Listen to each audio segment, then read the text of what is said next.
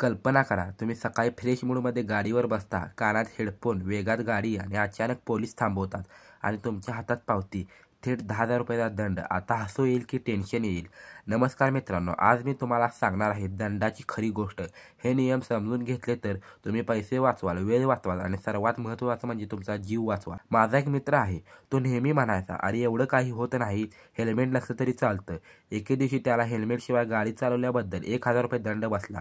तेव्हा त्याला कळलं, हलके नियम घेतले की किती महागात पडतं. आता सोप्या भाषेत बघा, लायसन्स नाही थेट 5,000 रुपये दंड, आरसी नाही अजून 5,000 रुपये दंड, पीयूसी नाही थेट 10,000 रुपये दंड, विमा नाही थेट 2,000 रुपये दंड. म्हणजेच फक्त आज विसरलो असं म्हणून पळता येणार नाही. ट्रिपल सीट केलं की 1,000 रुपये दंड आणि 3 महिने लायसन्स रद्द. नशेत गाडी चालवली, दंड प्लस तुरुंग. लहान मुलांकडून गाडी चालवली तर पालकांना 25,000 रुपये दंड आणि तुरुंग सुद्धा होऊ शकतो.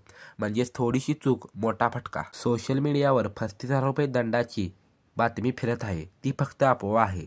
पण खरं बघा, जर तुम्ही सगळे नियम एकदम मोडले तर दंडाची बेरीज खरंच 25,000 ते 30,000 रुपये होऊ शकते.